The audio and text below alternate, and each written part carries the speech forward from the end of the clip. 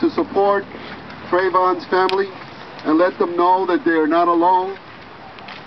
We need to come together to realize that justice needs to be made in the Trayvon case.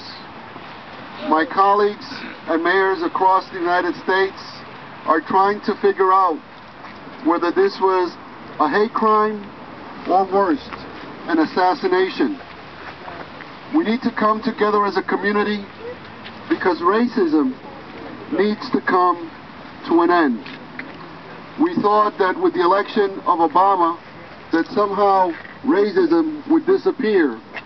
Racism is still alive and strong in this country, and we need to confront that reality. Yes, sir. Yes, sir. Yes, sir. We owe it. We owe it to our children. We owe it to our youth to make sure that they do not walk in fear because of the color of their skin. We owe it to them. It is our responsibility. It is our obligation.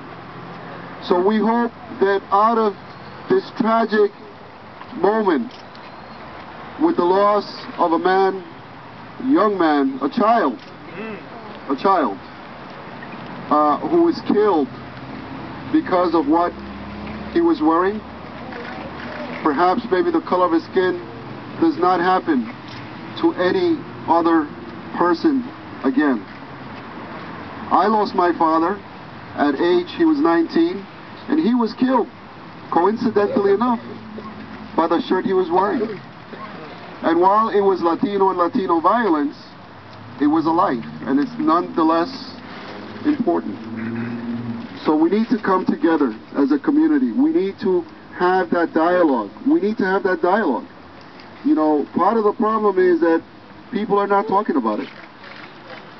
You know, we might have the Trayvon incident and we spark a movement and then things sort of subside. There needs to be a dialogue, but more importantly, there needs to be an action-oriented agenda. Yes, sir. Because too many of our youth, especially in this area, are unemployed. And we cannot allow our youth to lose hope. We need to keep that hope alive. So I will continue to pray for Trayvon. I will continue to be active with the other mayors because it looks like there's going to need to be some federal intervention here. If the city of Sanford cannot get its act together, if the state of Florida cannot get its act together, the federal government needs to step in and make sure that there's a watchdog over this, making sure that justice is done. And ladies and gentlemen and children, there needs to be justice in the Trayvon case. Thank you for being here, this is a good time for leaders also to come together. Yes, Reverend McCauley's here. I invite the leaders to come together as well.